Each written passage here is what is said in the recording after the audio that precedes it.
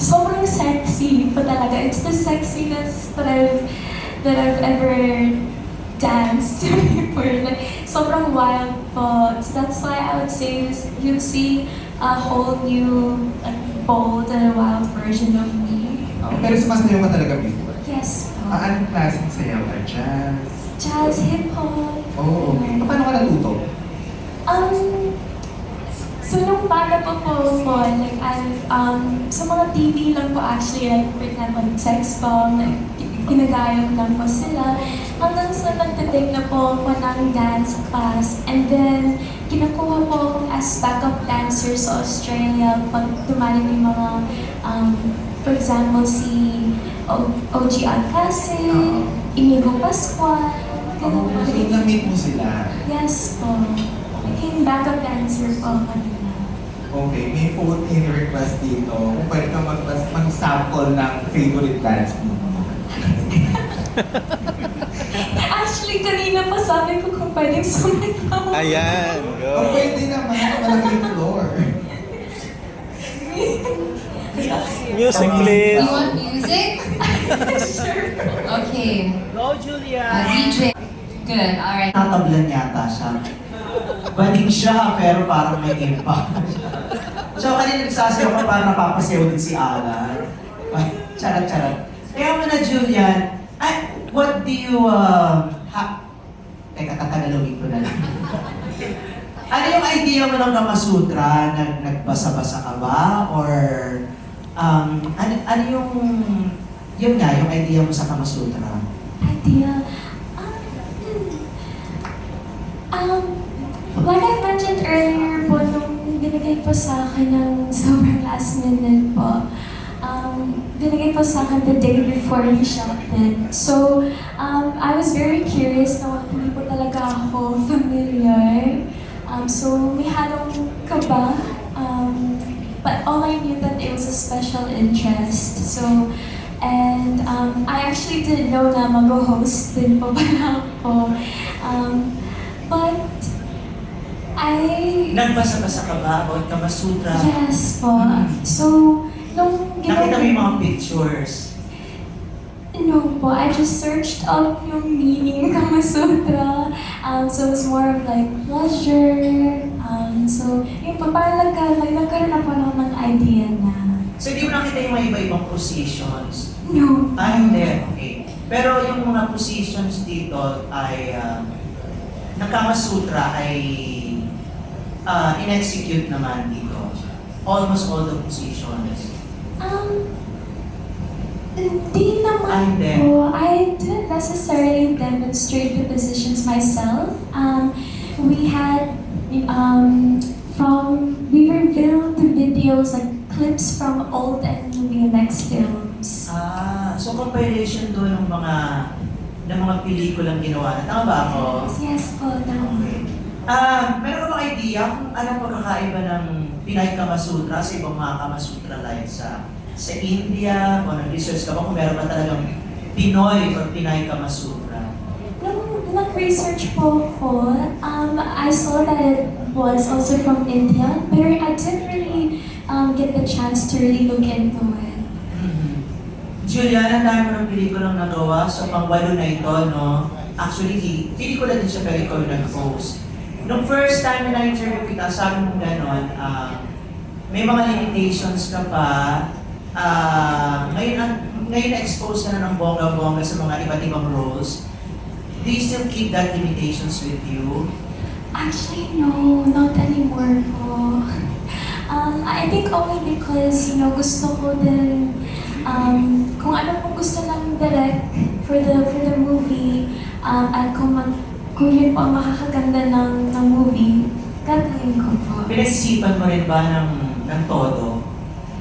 Noong una, yes po. Pero ngayon, yung pagtatanggal mo na ng limitation, pinag-isipan mo rin ba?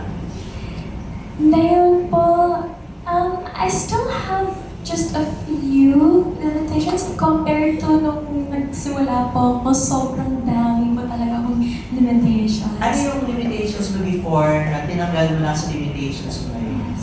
Actually, yung time na yun, I only said na hanggang side breast lang po ako magpapakita. Tapos yun lang po. Pero now, it's everything except for frontal, of course, and wag lang hahawak sa... Okay. So yun ang plan. How far would you go for a movie, for a role? How far po? Pagdating sa mga love scenes, mga ganon. Kasi like si Jen Rosa, nag-ano na siya, nag-frontal na siya, pero hindi naman nakita. So hindi lang siya naglagay ng plaster dun sa isang movie niya, na napakaganda ng movie actually. I'm willing naman po to go how far I need to go. Kung depending on what the director of the movie wants and needs for the movie. So, Ano reaction ni Mami? Mami? si Mami po.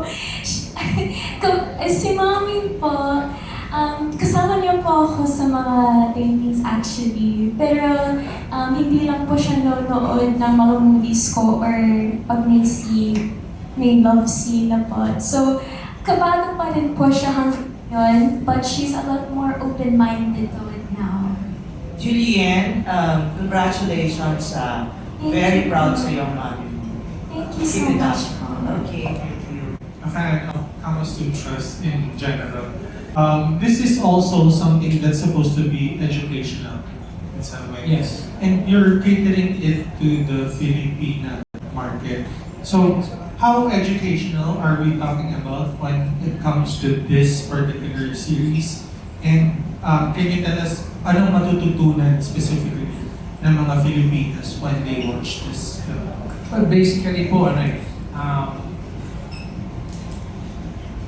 you have to be, lalo na yung mga couple, you have to be good in bed with your lover, with your partner. So dito, mas may enhance yung wala tayong wala, di ba? Mas may enhance yung relationship natin, nila, pag hinaluan natin ng ganitong klaseng kaalaman sa sensuality. So, isa yun. Tapos, well, yung ginawa kasi namin for a Filipino setting, mas sexy siya kaysa sa parang nanonood ka lang ng documentary. So, mas titillating siya, mas enjoy siya panoorin. So, particularly talaga para to sa mga BMX fans. So, ganun siya klase. So not necessarily just for Filipinas in general. No. But both. Pero kasi, syempre, we are thinking about kung ano yung general na audience ng BMX. Mhm. So we did this for them. Okay. Sa taste nila. Alright. Thank you so much. Thank you, sir. Julian, this is the first time that I'm seeing you. You look so pleasant. You actually look more like like a mainstream girly pop artist than someone who's actually from VMX. But with this in your career plans, where do you see yourself in like the near future? What do you want to do as an artist? Thank you so much for that. That's a very flattering compliment po. Well, as of now po, because I'm enjoying the process, the journey as I grow in the industry, I definitely, dahil pinangarap ko din po kasi talaga mag-artista pa lang po ako. So, I definitely want to go as far as I can go if it, from God's will po, God's plan for me. But as of now po talaga, I really want to grow in the industry. And yeah. So. Is that access? Okay. Well, going to that particular path, may mga other projects ka ba na naiisip para sa sarili mo? Because, of course, this is sexy. This is also a bit educational with the hosting part that you're doing. what do you plan to do as an actress? Just Yeah. well, one of the goals is to hopefully makapagtawid na din mainstream. Mhm. So that's definitely one of the goals. In terms of projects po, I've always dreamt of parang endorsements na nakikita ko pa yung sarili ko sa billboard. So, hoping one day po.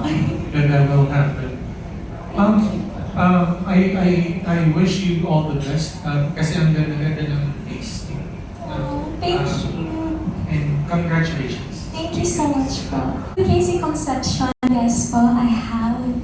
I've also gotten sila, Christine Hermosa, tsaka Ann Curtis, and Australia rin, ha? So, bata pa lang po ko, I've always been receiving those compliments from others. And it's so, nakaka-ano po siya, flattering po, tsaka nakaka-inspire din po. Okay, thank you. Thank you po.